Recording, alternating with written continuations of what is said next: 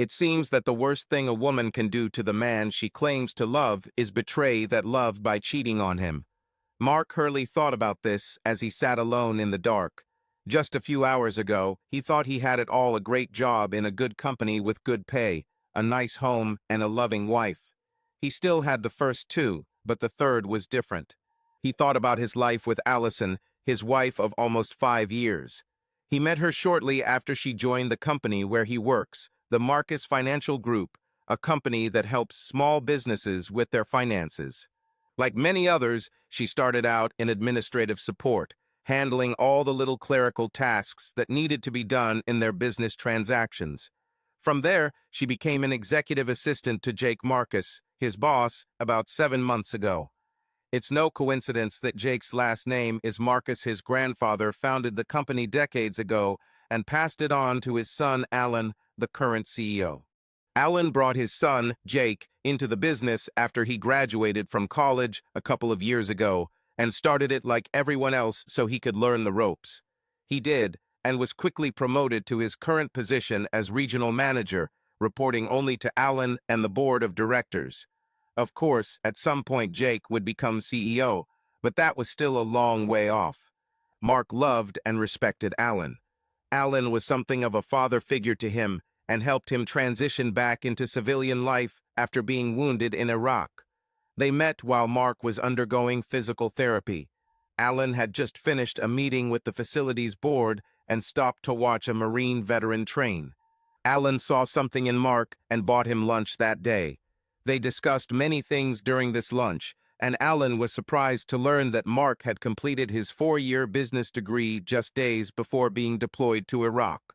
Alan was impressed with the young Marine and offered him a job on the spot. Surprised, Mark accepted the offer and went to work for Alan the following Monday. This was almost 8 years ago. Mark finished therapy and focused on his work, taking night classes to earn his MBA. Then Allison appeared. He was captivated by her the day they first met. After making sure that there would be no consequences from HR, he asked her out on a date. They dated for several months, fell in love, and eventually got married. Alan surprised Mark by paying for their honeymoon to Hawaii. 3 years after their wedding, Alan brought Jake into the company. Mark hoped that something from the old man had passed on to Jake, but he quickly realized that this was not entirely true. Jake loved to show off, letting people know who his father was, and that one day he would be the one to occupy the large corner office on the top floor. Jake somehow managed to alienate almost everyone around him.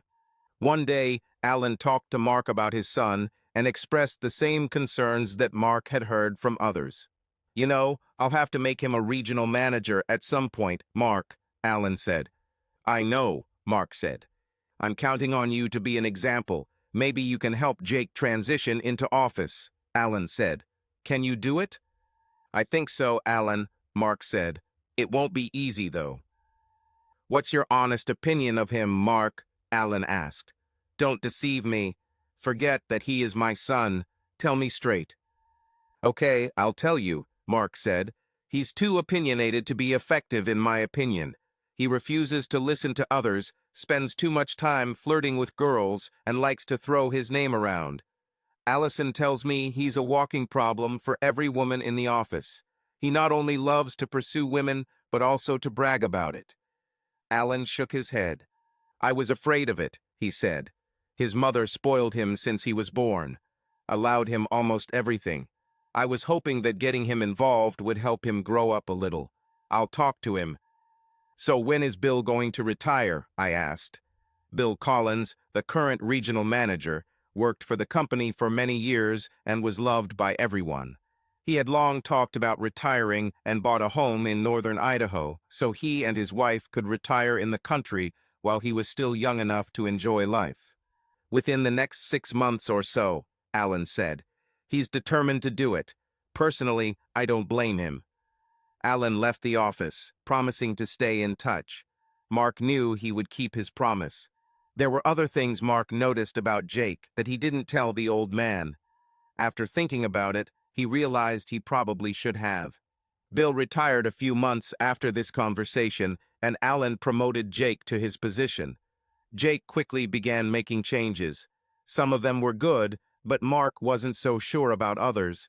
He continued to do his job and tried not to let Jake bother him too much. Jake did change as he settled into the position, but Mark didn't like it. Jake was prone to micromanaging, often annoying the more experienced team members. He also liked to move people around, sometimes into positions that practically set them up for failure. One day, a little over 7 months ago, Jake walked into Mark's office. He plopped down in the chair opposite Mark as he talked to a client. When Mark hung up, he saw Jake grinning. "What can I do for you, Jake?" Mark asked. "I'm thinking about hiring a new executive assistant," he said, "and I think Allison would be perfect for the role." "My wife?" Mark asked. "That Allison?" Jake nodded, the grin never leaving his face. "The same one," Jake said. "What's wrong with Gretchen?" Mark asked. Gretchen Wilson served as Bill's executive assistant for many years. "Nothing," Jake said. "She's just about to retire, and the office could use some new blood." "Yep," Mark thought. Rather a new sight for Jake. "Have you talked to Allison about this?" Mark asked. "Not yet," Jake said. "I wanted to talk to you first." "About?" Mark asked. "I appreciate it, but why?" "I wanted to know what she was like," Jake said. "After all, you live with her. You sleep with her every night. Is she bitchy and demanding, or always happy and cheerful? Is she playful or serious? I want to know what awaits me if I hire her." Mark didn't like the direction this conversation was going, not at all. "Well, Jake," Mark said, "firstly, Allison and I are very happily married, and yes, she always brings me joy. Secondly, she is married. To me. Thirdly, she is a professional. If you think she is suitable for this position, then offer her this job. Whether she accepts it or not is up to her. But the most important thing to remember is that she is married to me." Mark deliberately repeated his words so that Jake would understand his position. "Got it," Jake said. "You've probably heard the rumors and are worried. I would be worried too if I were married to a beauty like Allison. If she takes this job, it will mean travel, sometimes overnight. Are you okay with that?" "I trust my wife," Mark said. "If she accepts a job knowing that it's part of the responsibilities, then she knows the boundaries. And I expect you to respect those boundaries and our marriage." "Of course, Mark, old man," Jake said, the grin still on his face. "I know you and my old man are close. He respects you, and so do I. Believe me, I will never do anything that could come between you and Allison." "I hope so," Mark said. "Who knows?" Jake said. "Maybe this will be your promotion." That night, Mark spoke to Allison. "Did you talk to Jake today?" he asked as she finished preparing dinner. "Yes," she said. "He mentioned something about wanting me to be his new executive assistant." "And what do you think about this?" Mark asked. "Well, it will mean travel and maybe late hours, but it will also mean a nice bump in pay," she said. "We could really use some extra money, especially if we're going to have kids someday." "Why? Are you worried about something?" "I just remember you telling me that he was a problem for every woman in the office," Mark said. "Do you still think so?" "I'd be lying if I said I wasn't worried," she said. "I hear all the rumors, you know. Do you trust me?" He looked at her before answering. "Of course I do," he said. "But I trust him as much as I can throw at him. He came into my office today and asked how you were at home. Personally, I thought it was a little cheeky." "It's just his way," she said. "What did you answer him?" she asked, raising her eyebrows. "I told him you're always a joy, and I meant it," Mark said. "I have also made it clear that we are happily married, and I expect him to respect that." "I myself expect nothing less," she said. "Okay," Mark said. "So are you going to take this job?" "I think so," she replied. That night they went to bed and made love before falling asleep. She accepted the job and, as expected, was away at least once every 2 weeks for 2 days. She also worked late at least 3 nights a week. Mark dealt with it as best he could and did everything he could to support Allison in her new role. He looked closely, but didn't see anything to indicate she was being unprofessional in her new job. Then the unthinkable happened a little over 3 months ago. Alan suffered a massive stroke in his office. Paramedics were called and he was rushed to hospital, but he did not survive the night. He died without regaining consciousness. Everyone in the company was shocked by the news and attended his funeral. Mark and Allison were surprised by the number of people who came there. Jake thought that his father's sudden death meant he would immediately take over Alan's office and become CEO. But the board of directors thought otherwise, saying Jake was too inexperienced for the role. Despite Jake's vehement objections, the board brought in David Matheson to serve as interim CEO until a suitable candidate was found. Jake became a different person after this and decided to prove that he was ready to lead the company. He forced Allison to work late into the evening almost every night and to accompany him on trips almost every weekend. It didn't matter whether Mark and Allison had plans or not. The schedule took a toll on both of them and their marriage. For starters, their sex life had virtually disappeared. He also noticed changes in Allison's wardrobe. Where before she wore business and professional attire, she now wore things that were a little more revealing. Moreover, her attitude towards him changed. She was always outgoing, friendly, funny, and respectful. But now she became more demanding, quick-tempered, and began to make little barbs at him. He thought it might just be stress from work. Finally, one Sunday evening, when Allison returned from a trip to New York, he sat her down to talk. "Allison," he said, "we need to talk." "About what?" she asked with sharpness in her voice. "About us," he said. "I barely see you. This Jake schedule is not only killing you, it's killing us. We need to take some time off and rebuild our relationship." "Sorry," she said. "Jake has a lot on his plate right now. It's crazy. I can't help it." "Tell Jake you're taking a week off," he said. "You have time. We need to do this if we want to save our relationship." Allison was silent for a few moments, collecting her thoughts. He could understand that this was bothering her too. Finally, she nodded her head. "You're right, Mark," she said. "I need a break. Jake has been pushing me the last 3 months. I'll talk to him tomorrow, I promise." "Please do it," Mark said. The next day, Allison returned home happier than he had seen her in a long time. "What's happened?" Mark asked. "I talked to Jake like I promised, and he agreed we needed to take a break," she said. "He said we could both take the next week off as long as we came to a party at his house on Friday night." "Party?" Mark asked. "What party?" "Just a little meeting with him and some of his friends," she said. Mark didn't like it, partly because he couldn't stand Jake, but also because he didn't think it was appropriate to have fun with his boss. As they say, intimacy breeds contempt. Plus, he didn't know who else would be at this meeting. "Do you know these people?" Mark asked. "I've met some of them," she said. "It's mostly his friends from college, but one or two of them work with clients. I don't know who else will be." "I see," Mark said. "Well, okay, but only if you can come home at a normal time this week. Can you?" "I think so," she said. "But we have to work on the Hendersons' account on Wednesday. Jake is having dinner with them, and he wants me there." Mark knew about the Henderson manufacturing account. It has been a priority since Alan started working on it before his stroke. "Okay," Mark said. "Wednesday evening, but for the rest of the week, I want you to be home at a normal time." "Agreed." She smiled and hugged him. "It's agreed," she whispered, kissing him on the lips. The next afternoon, Jake showed up at Mark's office and, as usual, sat down in the chair in front of his desk. As always, he had a smirk on his face. "What can I do for you, Jake?" Mark asked. "Ellie says you're going to Friday night," Jake said.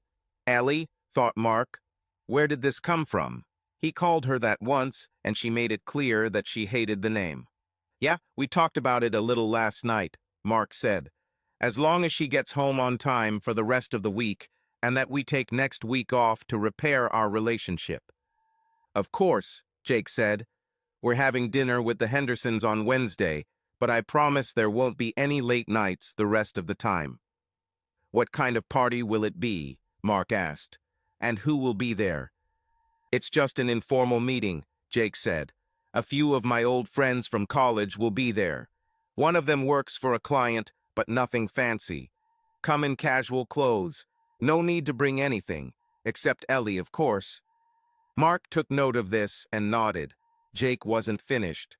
By the way, Mark, old man, Jake said, making Mark inwardly cringe. You were right. Ellie is really nice to have around. I appreciate that you let her spend so much time working without any hard feelings. She's really good at her job. Honestly, I'd be lost without her. Mark didn't quite know how to feel about this. Glad you're happy with her work, Jake, he said. But there is one question. Which? Jake asked. You call her Ellie around her? Mark asked. Of course, he said. Why? Just wondering, Mark said. That's all. He mentioned it to Allison at dinner that night. Do you always let Jake call you Ellie? He asked. I'm just wondering because you never let me call you that. I think he's my boss, and he can call me whatever he wants, Allison said. Mark let it go, but it continued to bother him. The rest of the week went pretty well, and with the exception of Wednesday, she got home on time, and they made love whenever they could. On Friday, after Mark put on jeans and a casual shirt, he watched Allison get ready for the party and noticed the dress she had chosen. He had never seen the dress before and wondered when she bought it. It was much shorter than her other dresses and showed a lot of skin. Wow, Mark said. You look like you could be eaten.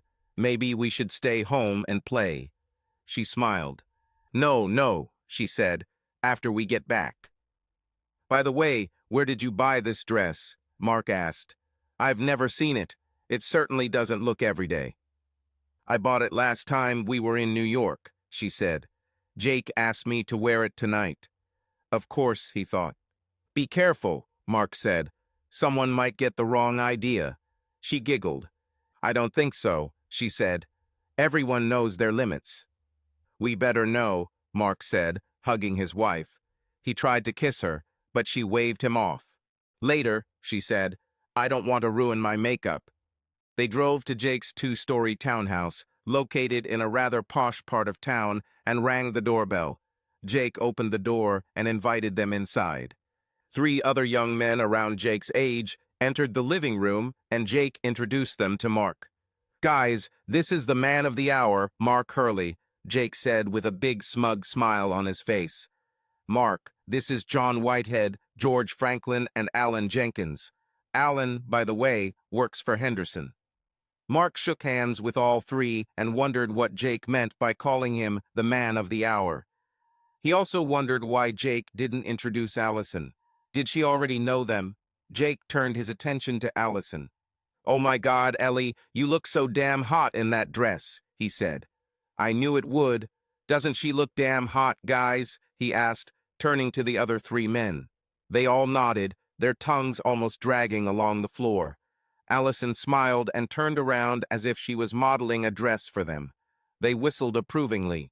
Mark had to admit that she did look good, but he didn't like Jake's reaction. Where are my manners? Jake asked. Let me get you something to drink. Ellie, I know you like white wine. How about you, Mark?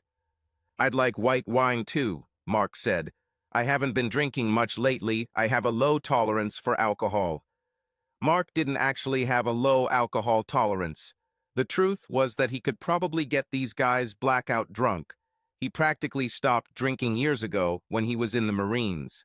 In fact, he was angry when he drank and almost did something wrong the last time he got drunk. After that, he vowed that it would never happen again. No problem, Jake said. Be right back. Jake returned with 2 glasses and handed them to Mark and Allison. Allison took a long sip of hers, while Mark took several small sips. Mark's internal alarm increased, and he vowed to stay sober for as long as possible. Something about all this haunted him. Jake invited everyone to take a seat in the living room, and Mark followed Allison, noticing that she sat down on the love seat. He was about to sit next to her, but Jake was there first. Instead, he sat down on the sofa, which stood opposite, and carefully watched his wife. Jake looked at him for a moment. Sorry, old man, he said. Force of habit. I'm used to sitting in this spot on the couch." "It's okay," Mark said, looking at his wife. She looked back, but couldn't read his face. They sat for a while, talking about small things. Jake looked at Mark before speaking. "My father told me you were in the Marines," he said. "This is true?" Mark nodded. "Yes, I served for 5 years before I got a medical discharge," he said. John looked at Mark. "Marines, huh?" he asked. "Heard they're real tough guys. Have you ever seen combat?" Mark nodded slowly. He hated it when people asked about it. "Yes," he said quietly. Allison looked at him, surprised. He never told her about this. He'd spent the last few years trying to forget about it all. "You never told me about this," she said. "It's not something I like to talk about," he said. "You know," Jake said, pointing his finger at Mark, "this man is, without a doubt, the best business analyst in the company. Hell, he saved us millions of dollars in lost revenue. Moreover, if it weren't for him, I wouldn't have this beautiful being as my assistant." Allison smiled at him, and Mark noticed that it wasn't just a smile in return for a compliment. There was something else there. He also noticed how she seemed to hang on his every word. "Actually," Jake said, looking at Mark, "I like to think of her as my work wife." He patted Allison's bare leg, and Mark thought he saw Jake's hand begin to move under her short dress. Mark saw Allison's face turn red for a moment before Jake removed his hand. "Honestly, I would be lost without her," Jake added. "And I would," Mark said, watching Jake's reaction. He couldn't help but notice that Allison looked down at the floor for a moment. "Sorry, I need to go to the bathroom," Mark added, breaking the silence in the room. "Of course," Jake said. "Go down the corridor, first door on the left." Mark got up and went to the bathroom. Locking the door behind him, he looked at himself in the mirror, millions of thoughts swarming through his head. The main one was that Allison was cheating on him with Jake. Jake was right about one thing: Mark was a damn good analyst because he paid attention to detail. That's what Alan taught him when he first started. "Remember, son, it's not all about the numbers. In any business agreement, the devil is always in the details," the old man told him. "Pay attention to details, trust your intuition, and you will never go wrong." Mark took the old man's words to heart, and they always helped him. Now he had other details to think about. First, there's Allison's dress, or lack thereof. Secondly, the interaction between her and Jake. Then there was her reaction to Jake's touch and words. What kind of work wife is this? What does this even mean? And then there were all the little things he'd noticed over the past 3 months. Collectively, this all meant trouble, and if he was right, it would also mean the end of his marriage. He sensed something was going to happen, and knew he needed to leave there with something tangible that he could use as evidence. He thought about just taking Allison and leaving, but he felt that would only cause an argument and delay the inevitable. He saw his cell phone in his shirt pocket and noticed that the camera was peeking out of the pocket. This is it, he thought. He pulled out his phone and started recording video before putting it back in his pocket. Having done his business, he rinsed off the water and washed his hands. Having prepared himself, he opened the door. When he returned to the living room, he noticed Allison suddenly sit up as she leaned over the coffee table. He sat up and saw the guilty look on her face. He picked up his glass and took a small sip when he noticed undissolved granules of some kind of powder at the bottom of the glass. What the hell? He quickly put the glass back on the table and noticed that everyone was looking at him. He started to say something, but suddenly felt very tired and could not say anything coherent. "Are you okay?" Allison asked. He looked at her, confused, unable to speak. Jake and the 3 men stood up. Allison stood up too and grabbed Jake's hand. He looked at them, wondering what they were going to do next. He tried to get up, but couldn't. "Why don't you take a little nap, Mark, old man?" Jake said as the other men lifted his legs onto the couch. Mark couldn't say or do anything as Allison took off his shoes. He wanted to get up, grab her, and run away as quickly as possible. Allison walked over to him and covered him with a blanket. He wanted to grab her by the throat, but could not move his hands. She leaned over and kissed his forehead. "I'm sorry, Mark," she whispered in his ear. I really love you." Unable to keep his eyes open, he fell into a deep sleep. When he woke up, it was dark. He rubbed his eyes and looked around.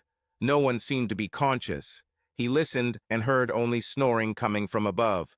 Looking at his phone, he realized that he had been out for just over 3 hours. He stopped the video recording and put the phone back in his pocket. He quietly walked upstairs and peered into the master bedroom, trying to stay in the shadows. He saw Allison, naked on Jake's bed, her hand on his chest and one leg on his. The other two men were also sleeping, one on the sofa under the window, the other in a large chair in one of the corners. He quietly went back downstairs. He wanted to know what he was drugged with, so he rummaged around Jake's kitchen until he found a container with a lid. He poured the drink into the container and closed it tightly. Returning to the living room, he took Allison's set of keys out of her bag and noticed a key he hadn't seen before. It looked like a house key, but not their house key. Acting on intuition, he removed the key and put it in his pocket. Then he had another thought and took Allison's phone, putting it in his pants pocket. He planned to review it later. Taking off his wedding ring, he carefully placed it on top of Allison's bag so she could easily spot it. He put on his shoes and quietly walked out the door. Details, he thought. He looked around but didn't see a security system or remote control anywhere near the door. Opening the front door, he tried the key he had taken from Allison's ring. It fit perfectly, just as he thought. He quietly closed the door behind him, locking it with her key. He got into the car, closing the door as quietly as possible. He pulled out of the driveway and drove away, leaving his headlights on until he reached the street. He got an idea and drove into the store. He took out his phone and called his old friend R.K. Evans. In the service, Mark knew him as Corporal Evans, but all his friends simply called him R.K. After leaving the service, R.K. founded his own private detective agency, and Mark helped him with financial matters. "Hello," R.K. said sleepily as he answered the call. "Hey, R.K., it's me, Mark," Mark said. "Sorry for the late call, but I need your help." "What happened, Mark?" asked R.K. "You got into a fight at the bar, and they need you out." "Not really," Mark said. "Can you come to me in 15-20 minutes?" "Yes, of course," said R.K. "Is everything okay? What's going on?" "It's better not to talk about this on the phone," Mark said. "Got it," R.K. said. "I'll be with you in 20 minutes. "Thanks, buddy," Mark said. "I appreciate it." "Hey, Semper Fi, do or die, right?" asked R.K. Mark chuckled. R.K. liked to say that. "Hooray," said Mark. They ended the call and Mark looked at the store. To hell with it, he thought. He bought a pack of beer and a couple of packs of cigarettes. He hadn't smoked since he left the service, but at the moment he felt like he needed to do something to avoid hitting someone or something. He returned home and put the beer in the refrigerator, taking one for himself. He opened a pack of cigarettes and lit one while sitting on the couch, using the candy bowl with their photo inside as an ashtray. It was a wedding gift, and Allison loved to keep it filled with candy and sweets.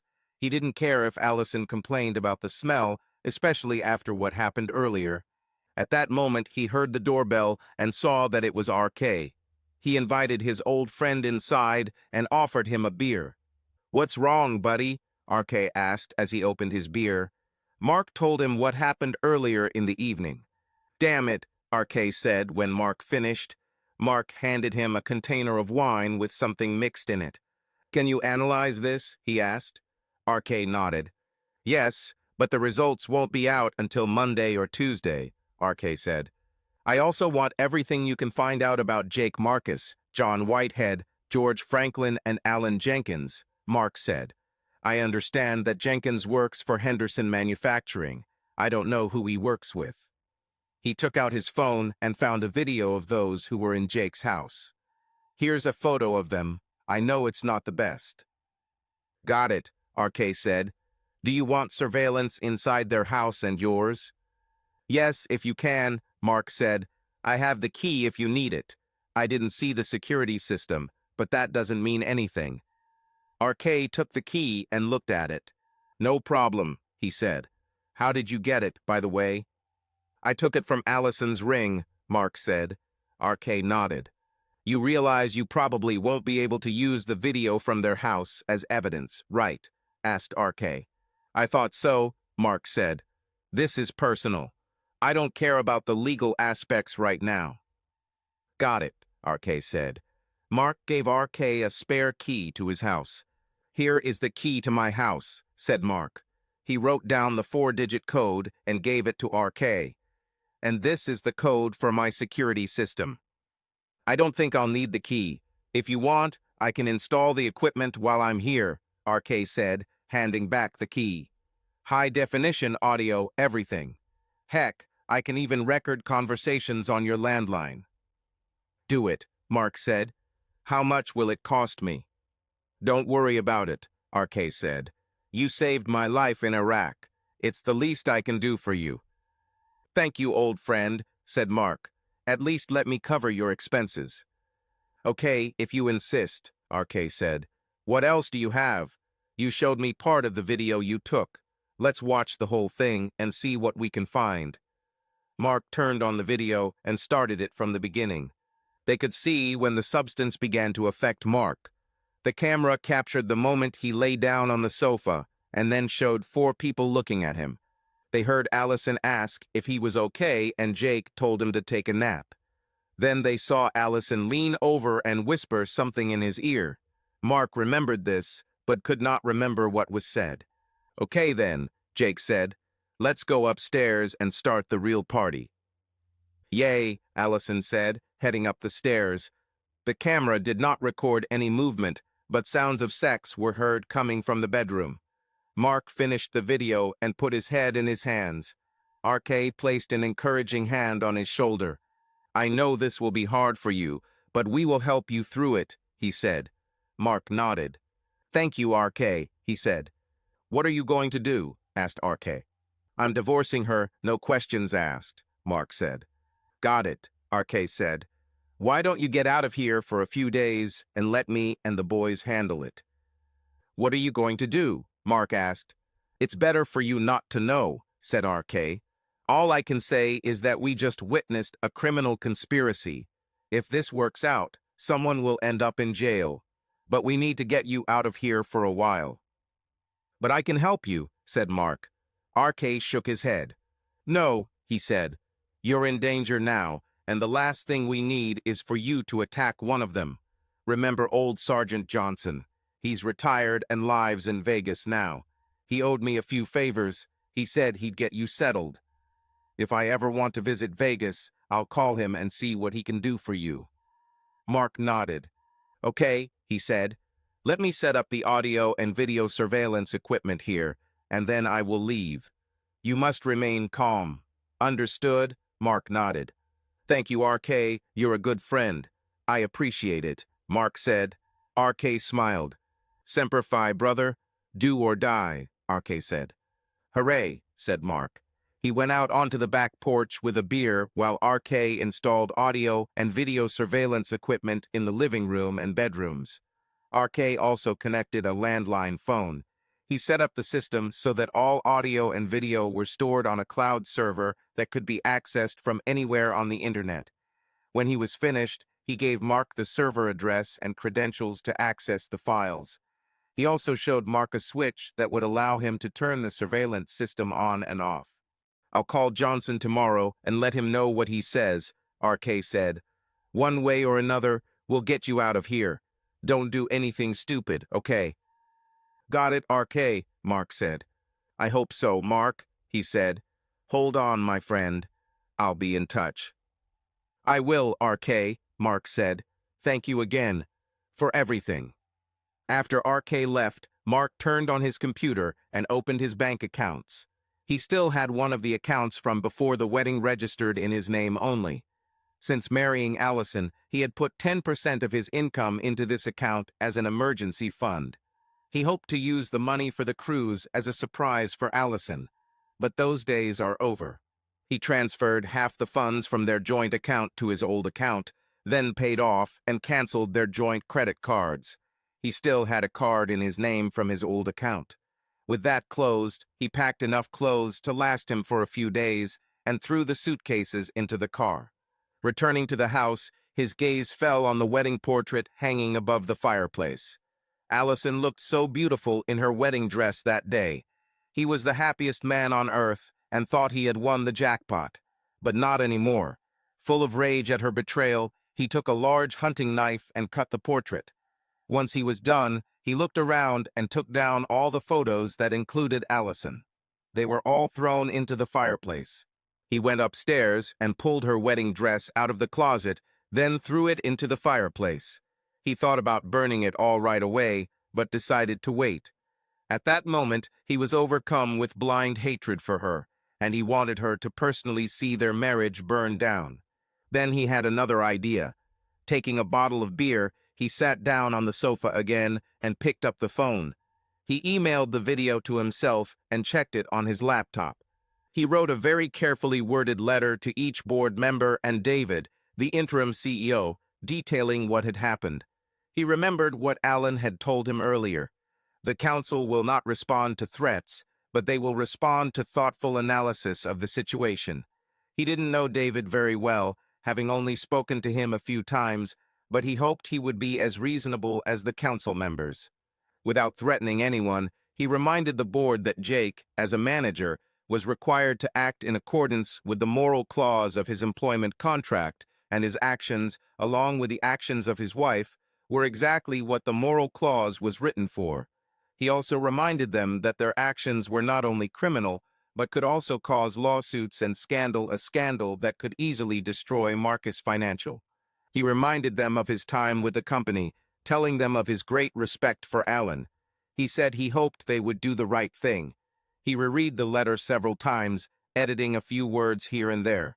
When he was happy, he wrote an email attaching the letter and video and sent it to David, as well as each board member, informing them that he would be on vacation the following week, but could be contacted by email or phone.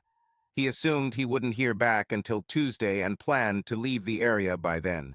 He then sat down, lit a cigarette, and placed it in the candy bowl, watching as the heat from the burning cigarette burned Allison's face in the photo. At this moment, that's what he wanted to do to her. He took her phone and unlocked it. He knew the code because he had installed it when he first received it. He scrolled through her text messages and became even angrier.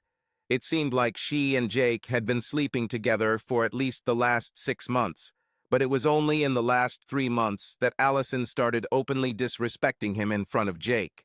Of course, the fact that she slept with Jake was already disrespectful enough. He found a treasure trove of photographs, a lot of incriminating evidence. How could anyone possibly store something like that? He wondered who took the photos and whether they were taken with this phone or another device. There were also videos on the phone, videos of her having sex with Jake and others. No wonder she acted as if she already knew them, he thought. So, this is what she was doing, claiming that she was on business trips. He copied everything he could and emailed it to himself from her device.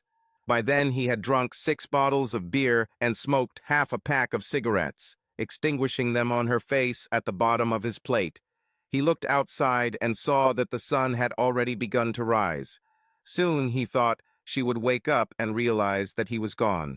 He figured she'd be up and doing her business in an hour or two, so he grabbed his shotgun, made sure it was loaded, and locked both locks on the door. He then lay back on the couch with the shotgun next to him and tried to sleep. Allison woke up and looked at the clock on the nightstand next to Jake's bed. She saw that it was 8:30, so she got out of bed and went to the bathroom to clean herself up. Jake and the others started to wake up and were on their feet by the time she left the bathroom. Jake put on his robe and looked at Allison. "Do you want to go downstairs and make breakfast?" he asked. "Mark might want some coffee if he's waking up." "Yes, of course," she said. She put on her robe, went downstairs barefoot, and went to the kitchen. She put the coffee maker on and went into the living room to wake up her husband. Then she was surprised to find that he was not there.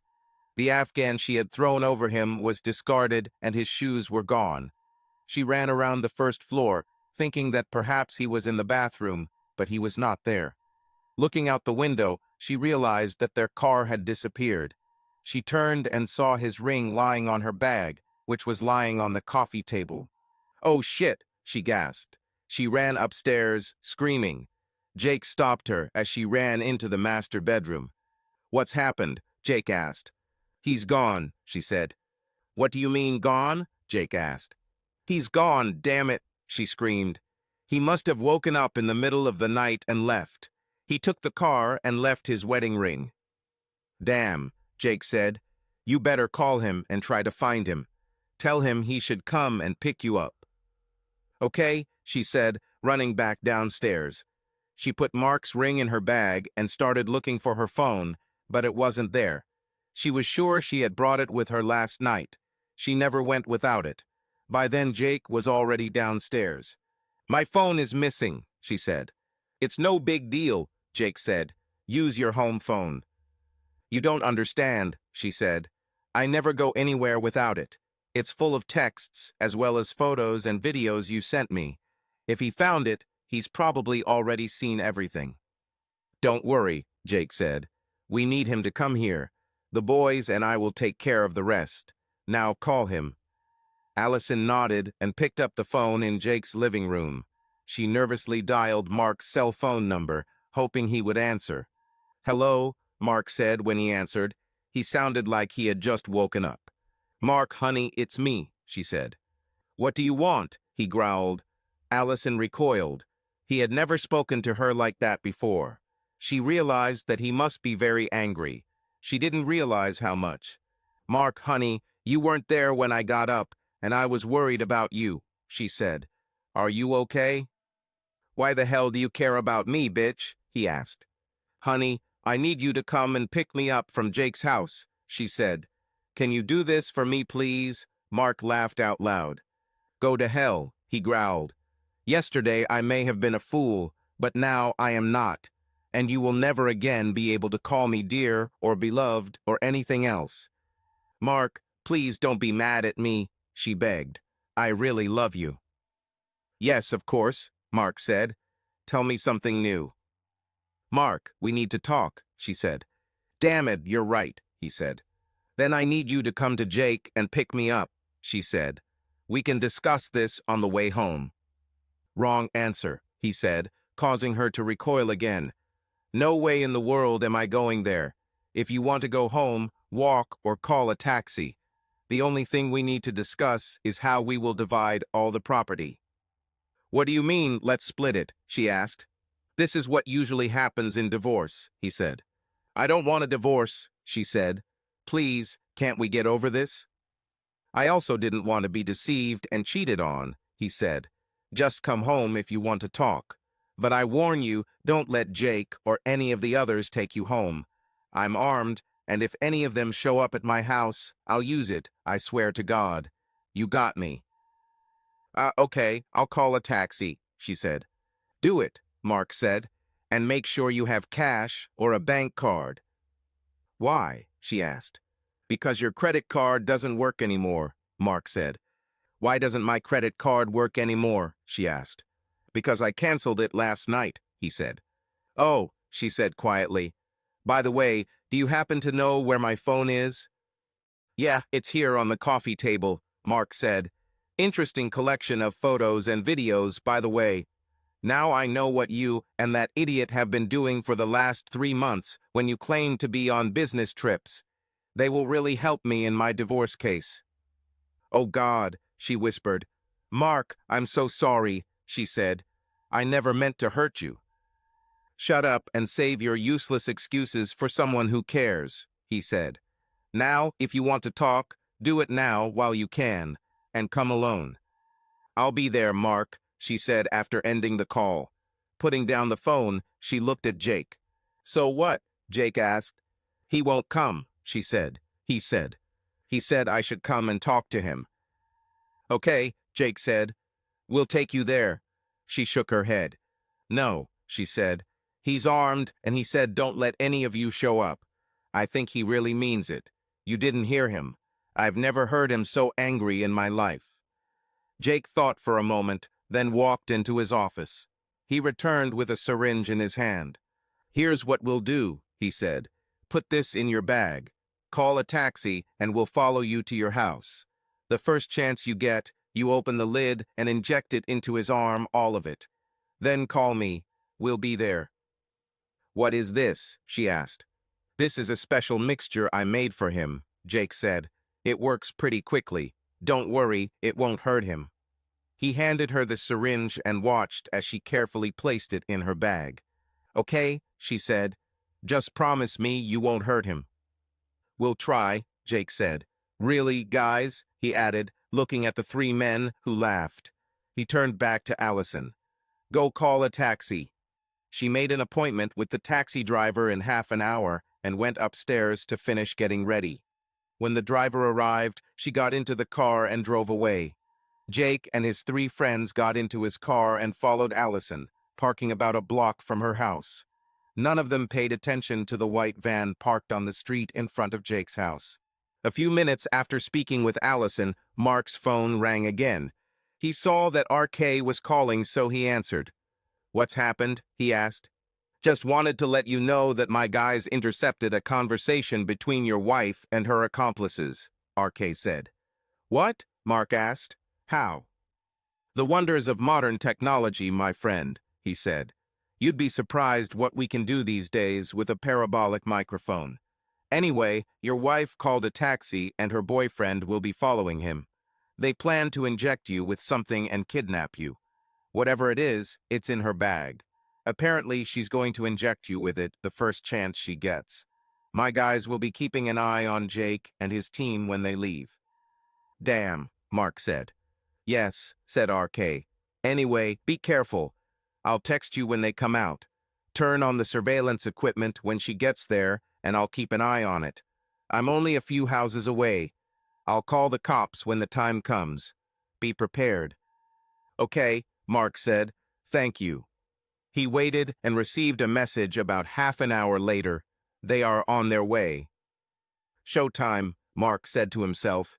He knew he had about 20 minutes before they arrived, so he hid the shotgun in a place where Allison wouldn't immediately notice it and turned on the surveillance equipment. He went to the kitchen and grabbed a plastic bag with a lock for the syringe and a napkin. He saw the taxi stop in front of his house and watched as Allison paid the driver and got out of the car. She looked extremely nervous and had her hand on her bag slung over her left shoulder. He turned on the fireplace and watched as the photographs and her dress began to burn. She walked to the door and slowly opened it. She winced when she walked in and smelled cigarette smoke. Mark didn't care. Her eyes opened wide when she saw the destroyed portrait above the fireplace and became even wider when she looked at her dress and photographs turning to ash. "My wedding dress," she exclaimed. "Our photos.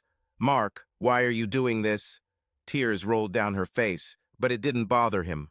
"I wanted you to see for yourself what your actions did to us," he said. She looked at the beer bottles and cigarette butts in her favorite candy bowl. "I thought you had a low tolerance for alcohol," she said, "and I never knew you smoked."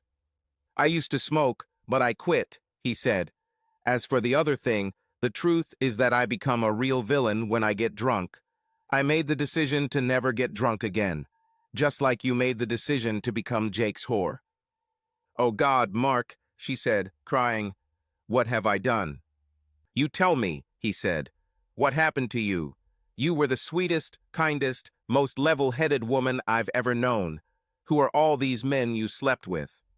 "Mostly clients," she said quietly. "Jake made me." "Oh, bloody wonderful," Mark said. "You know, your actions could ruin Marcus Financial. Tell me, how long have you been planning all this bullying of me? Was it your idea, or was it something Jake suggested?" She looked at him, shocked. "I never," she began, but Mark interrupted her. "Shut up," he said, taking out his phone. He played the video, letting her hear the conversation with her accomplices standing above him. Her face went white when she heard her own words. "How did you get it?" she asked. "It doesn't matter," he said. "The important thing is that David and the board members now have this video. The police will have it too. Not only are we getting a divorce, but if I get my way, you'll end up in jail for a very long time." I just want to know why. You don't understand, she said. It's a long story. Maybe you can tell me one day when I'm not inclined to wring your neck, Mark said. He watched as she began to open the bag, but before she could do anything, he snatched it from her hands and emptied the contents onto the coffee table. He saw a syringe with a dark liquid and took it with a napkin that he had prepared in advance. Is this what you planned for me? He asked. Do you even know what this is? Not really, she said. Not really, he asked sarcastically. You mean you were going to inject me with this without having the slightest idea what it actually was or what it could do? You're sick, did you know that? Jake told you to do it? She nodded. Yes, she said quietly. Okay, Mark said. Here's what we'll do. You call Jake. Put it on speaker so I can hear both sides. You tell Jake you did what he asked. I'll take it upon myself. Don't you dare tell him I'm here waiting. Do you understand him? You want me to set him up? She asked. Yes, said Mark. Have questions? She shook her head. No, she said. I understood everything. Okay, Mark said. Now call and no tricks. Mark watched as she dialed the number and put it on speakerphone. Jake, it's me, Ellie, she said. Everything is ready. He passed out. Well done, girl, Jake said. We're on our way. She ended the call and looked at Mark. He'll kill me when he sees you're not unconscious, she said. Your problem, Mark said. Remember, no signals, nothing that could give away the truth. Otherwise, I might kill you myself. He sat down in the chair and waited for Jake to come inside. When he saw Jake and his three friends through the window, he closed his eyes, but left them slightly open so he could see what was happening. Jake enters the room and his eyes weigh heavily on the situation. He sees Allison, who, despite the circumstances, remains calm. With words of encouragement, Jake approaches Mark, intent on finishing what he started. However, suddenly, Mark opens his eyes and enters into active confrontation. The situation is heating up quickly. Mark, in full combat readiness, confuses Jake with an unexpected counterattack. The tension in the air is palpable and every moment feels decisive.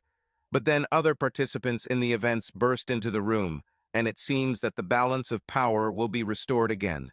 At this moment, RK appears. He instantly assesses the situation and begins to act, calling Mark to reason. He convinces Mark that revenge will not bring him satisfaction and that the best course is to let justice prevail. Mark hesitates, listening to RK's words. There is an internal struggle in his eyes as he realizes the consequences of his possible actions. Ultimately, he decides to retreat, slowly putting his weapon away. This moment becomes a turning point, and everyone breathes a little more freely. Mark sat on the couch and watched as RK checked that both Allison and Jake were securely tied up. The other three were in the yard, also tied up by RK people. They heard the sirens of police cars stopping in front of Mark's house. Give me your phone, RK said. I'll go talk to the police before they come inside. Mark nodded and handed RK his phone. When RK left, Jake raised his head and turned to Mark. His grin finally disappeared. Apparently, he needed the thought of imminent death for this to happen. You know, my father always loved you more than me, Jake said. Mark shook his head. That's not true, Jake, Mark said. He always hoped that one day you would grow up and be able to take his place. 3 large policemen entered the house and inspected the situation. Picking up Jake and Allison, they read them their rights and led them out to the patrol cars. One officer looked at the syringe sitting on the coffee table in a plastic bag and picked it up. Is this what they were going to use against you? He asked Mark. Yes, this is it, Mark said. The officer took notes, taking Mark's full statement. After about half an hour, he turned to Mark. You're lucky, you know, he said. No, Mark said. My fellow Marine had my back. The officer smiled and nodded. Semper Fi, the officer said, shaking Mark's hand. Hooray, Mark replied. After they left, RK walked into the living room and sat down on the sofa. Do you have another one of these? He asked, pointing to the beer bottles. I think I have a couple more, Mark said. It's too early for that, don't you think? After all this, no, RK said as Mark handed him a cold bottle. How are you holding up? Okay, Mark said. I feel like I'm in Iraq. I think I need some rest. Yes, about that, said RK. I talked to Gunny this morning. He said he'd take care of everything if you wanted to go to Vegas for a few days. Tell me to give you his number. I might do that, Mark said. I need to take care of a couple of things here first. RK pulled out a couple of cards from his pocket and handed them to Mark. Here's Gunny's number if you want to call, he said. The second card is for the divorce lawyer I work with, Michelle Hawkins. She's a real shark. Hates cheaters. I took it upon myself to call her this morning. She said she's expecting you in her office at 8 on Monday morning. Thank you, Mark said, nodding his head. For all. Hey, Semper Fi, brother. Do or die, RK said. Mark chuckled. Bloody hello, he replied. After they finished their beer, RK stood up and looked around. Looks like you have a bit of cleaning to do around here, so I'll go, he said.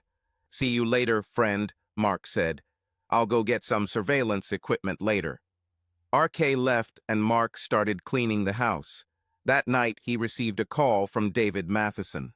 Mark, this is David Matheson, the older man said when Mark answered the phone. Yes, Mr. Matheson, how can I help you? Mark asked. For starters, you can call me David, he said. I received your email and watched the video. The board members did the same. We all agree with what you said in your letter, which I must say was quite impressive. Thank you, David, Mark said. Please, he replied. We also agreed that both Allison and Jake should be fired immediately, especially since they are both currently in custody. I'm heading to the county jail to handle this personally. There are a couple other things. What is this? Mark asked. We think you could use a few days to rest and relax, David said. Is there a place you'd like to go for a while? A friend offered to watch me in Vegas for a few days, Mark said. I have an appointment with a divorce lawyer on Monday, and then I'll probably go. Vegas, huh? Asked David. Well, I can't think of a better place to get away from it all. Have a nice trip, Mark. See you in a week from Monday. Thanks, David. I'll do that, Mark said. There are a couple more things, David said. We unanimously agreed that with Jake gone, you would be the best candidate to fill his position. Mark asked. Absolutely, David said. We're very impressed with the way you handled this situation, and the board of directors has been looking at you for a while now. I won't lie to you, they're very pleased with your performance. Of course, with this position, there will be a raise and a few other benefits, but I think you're deserved it. Thank you, David, Mark said. You don't need to thank me yet, David said. The first thing we need you to do is oversee an external audit that we will conduct. We will bring in auditors from an outside firm to review everything Jake touched during his tenure. They will report directly to you, and you will report the results to me, whether they are good, bad, or neutral. I think it's a good idea, Mark said. Well, I'll leave it in your capable hands. In the meantime, have a nice trip and see you in a week from Monday, David said. See you later, David, Mark said. Thank you. After a call from David, Mark finished cleaning the house, then mowed the lawn, as he usually did on Saturdays. He then called Gunny Johnson, and the two of them chatted about everything. So, do you want to come over for a few days and have fun? Gunny asked. Yes, of course, Mark said. Okay, Gunny said. Come, I'll give you a nice room and show you how everything works here. Then you're on your own. And remember, this is Las Vegas, not Bangkok. They laughed. I'll remember, Gunny, Mark said. See you Monday night. See you, Mark, Hanny said. RK came in and picked up his equipment. Just wanted to give you a little update, RK said. The cops searched Jake's house and found a mountain of evidence. Damn, Mark said. RK stayed for dinner and Mark fell asleep soon after, exhausted both mentally and physically. The next day, he began throwing all of Allison's things into trash bags. He took them to the garage and decided to wait to take them all to the charity until he knew for sure that she would go to prison. The next morning, he was at Michelle Hawkins' office at 8:00 sharp and was immediately ushered inside. She studied his evidence and documents and took notes as he spoke. She explained California divorce laws to him and told him that everything was usually divided equally. Since they had no children and the house was his before their marriage, the court would likely allow him to keep the house. Since he had already split their bank accounts, she said the court would likely give the half remaining in their account to Allison. She also clarified that her adultery cannot be used in the divorce case. However, the criminal charges against Allison will likely be taken into account by the judge in any decision. She also said it's unlikely he'll have to pay Allison child support while she's in prison, but that could change when she's released. "I will do everything I can to make this process as painless as possible," Michelle said. "I will draw up the documents and submit them for review. If she signs them as they are, I will present them to the judge. From now on, the case will have to wait 6 months." Mark agreed and gave her an advance for the job before leaving. On his way home, he stopped at the county jail to tell Allison that he was filing for divorce. He sat down at the table and watched as they brought her. She looked gaunt, and the orange robe didn't particularly flatter her figure. They held up their tubes to communicate through a thick plexiglass shield. "Hi, Allison," Mark said. "Hi, Mark," she replied. "I just wanted to let you know that I saw a lawyer today and I'm filing for divorce," he said. "I thought so," she said. "When is your hearing?" he asked her. "Tomorrow morning," she said. "The prosecutor demands that we be held in custody without bail." "I think that would be better," he told her. "Tell me something, and I want to hear the truth from God." "What is this?" she asked. "What the hell happened to you?" he asked her. She lowered her eyes, embarrassed. "At first everything was going well at work," she said. "Jake seemed like any other boss. It all started after Alan died. Jake was furious that he wasn't promoted, and he blamed you, saying his dad probably set it up so you got the job." "This is crazy," Mark said. "Alan always said he hoped Jake would become CEO one day."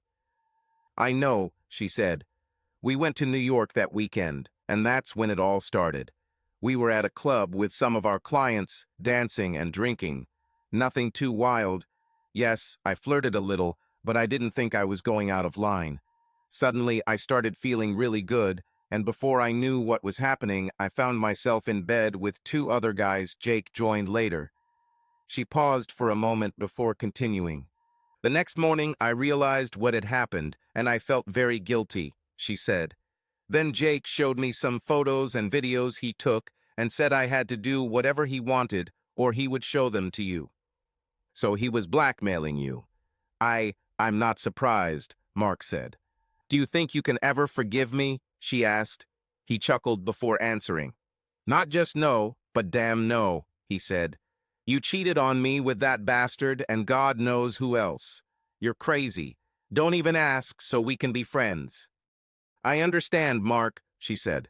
"I hope it was worth it," he said. "Goodbye, Allison." He hung up and watched her do the same, tears rolling down her cheeks. He went home, packed his things, and headed to Vegas. He met up with Gunny Johnson, and they had dinner and reminisced about old times. After that, Gunny showed him around the city and gave him some gambling tips, then walked him to his room. When they entered, Mark saw a cute young brunette sitting on the bed. She stood up as they entered. "Mark, this is Candy," Gunny Johnson said. "She'll be your, guide while you're here." "Gunny, that's really not necessary," Mark said. "Nonsense, son," said Gunny. "This is exactly what you need after what your wife did to you. Relax, have fun, and remember what happens here stays here, usually." Everyone laughed. "Well, I have to go." "Have fun," he added before leaving. Mark turned to Candy. "Tell me, do you?" he began. "From an escort agency?" Candy asked. "Slut? Not anymore, thanks to Gunny. He got me out of a really bad situation, and thanks to him, I'm clean and working at a real job. He told me a little about you and asked if I would mind spending some time with you. That's all." If you want, I'll leave and never bother you again." "No," Mark said. "He's right. I need some company right now. And you're a very nice woman. Do you want to go get a drink or something?" "Sounds good," she said, smiling. They went to a club, drank a few cocktails, then talked and danced for several hours before returning to his room, where she stayed the night, helping him forget his problems.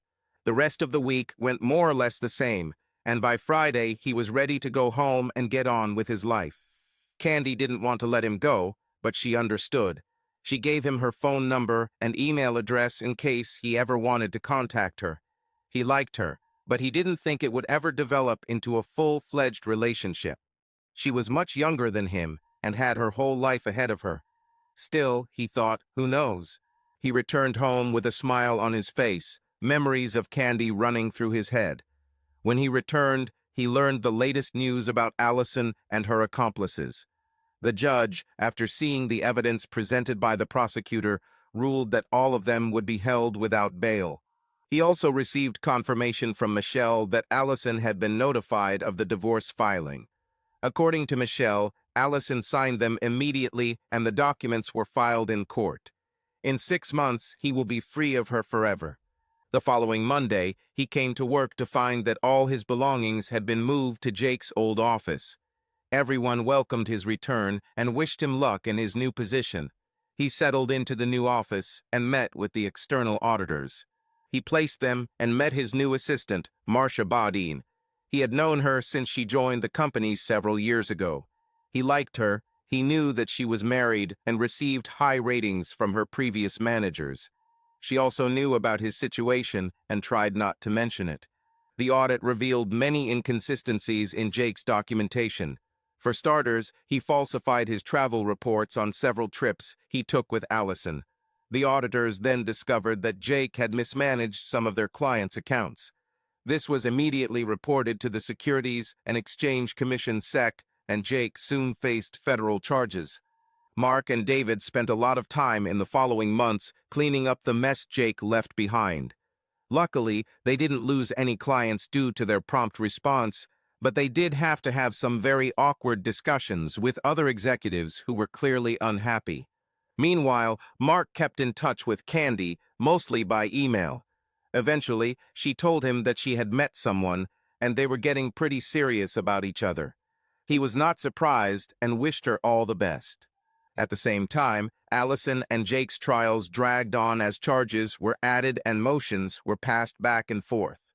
Mark found himself testifying against his wife and her accomplices, although her defense team tried to keep him from doing so, saying he was under no obligation to testify against his own wife. "I may not be required to, but I want to," he told her lawyer. "Besides, in a few weeks, she won't be my wife anymore." The jury was shocked when they heard his testimony, and even more shocked when they were shown the video Mark took that Friday night. The day finally arrived when the jury announced their verdicts. Mark and David sat in the courtroom and watched as Allison, Jake, and 3 other men were brought in. None of them could look Mark in the eyes. By now, the trial has become something of a media circus. The court was brought into order, and the judge asked if the jury had reached their decision. The foreman stood up and announced what they had done. Everyone waited with bated breath as the judge listed the charges, including conspiracy to kidnap. Jake faces additional charges. All of them were found guilty of all charges brought against them. The judge set a sentencing date, and the 5 already convicted conspirators were led out of the courtroom. Mark and David walked out, walking past a crowd of reporters shoving cameras in their faces. About 10 days later, they were sentenced. The judge made it clear that he was completely disgusted with all 5 and actually threw the book at them. A month after the sentencing, Mark was sitting in his office, looking through some documents, when Marcia called him on the intercom. "Mr. Hurley, Dr. Kristen Marcus is here to see you," she said. The name caught Mark's attention. "Send her," he said. The door opened and Mark saw an attractive blonde enter his office. Her hair fell below her shoulders, and she wore a skirt that reached just below her knees. She smiled as she walked up to him and extended her hand. "It's nice to finally meet you, Mr. Dr. Hurley," she said. He shook her hand and invited her to sit down. "Please call me Mark," he said. "Would you like something to drink? Coffee? Tea?" "Coffee would be great," she said. "Black, please. And please call me Kristen." Mark asked Marcia to get them a cup of coffee and sat down as his assistant left the office. "Marcus," Mark said, looking at her. "Do you have anything to do with Alan? Perhaps his daughter?" She smiled and shook her head. "No," she said. "I'm his niece." "I see," Mark said. "I'm surprised I didn't meet you earlier. I thought I had met almost everyone in Alan's family." "I've been very busy," she said. "I was in France when Uncle Alan died and couldn't come back for his funeral." "So what can I do for you?" he asked. "I just wanted to meet the man who put my cousin in his place," she said. "I take it there's not much love between you two," Mark said. She shook her head. "No, no," she said quietly. "I'm just glad to see that he was finally forced to pay for his crimes. I'm so sorry for what he did to you. As far as I know about you, you didn't deserve any of this, and I'm sorry, I heard a lot about you from my uncle." "So, I see you're a doctor," Mark said. "You are a doctor?" "No, I have a PhD in business and economics," she said. "I teach at UCLA. My uncle and I have many similar interests, but I am more focused on academic science. And no, I'm not interested in moving to the corner office upstairs." Mark laughed at this. They talked for a while longer before she said she needed to get back to work. Mark didn't want the conversation to end, and in truth, he was interested in this woman. "Listen, Kristen," Mark said, "I would like to continue this discussion with you, say, over dinner. That is, if you don't mind being seen in public with a modest MBA degree." She smiled, and her eyes sparkled. "There is nothing humble about being an MBA," she said, "and I would really like to be seen with you in public. Dinner would be great. How about Red Lobster tonight at 7 Azu?" She handed him a card with her number and address. "This is Red Lobster," Mark said, taking the card from her. "I'll pick you up at 6:30 if that works." "See you then, Mark. It was great meeting you," she said before leaving. Mark and Kristen dated for several months and fell in love. She almost knocked him to the floor, smothering him with kisses when he asked her to marry him. "I understand, right?" Mark asked when she finally allowed him to breathe. "No," she said. "Hell yeah, Marine. Now take me upstairs." "Yes, ma'am," Mark said as he carried his bride upstairs. Yes, he thought, things are going well. Subscribe to our channel so that your love doesn't cheat on you, and go ahead and listen to the next story, because this story is nothing compared to the next one. If you're under 18, don't even think click to the next one.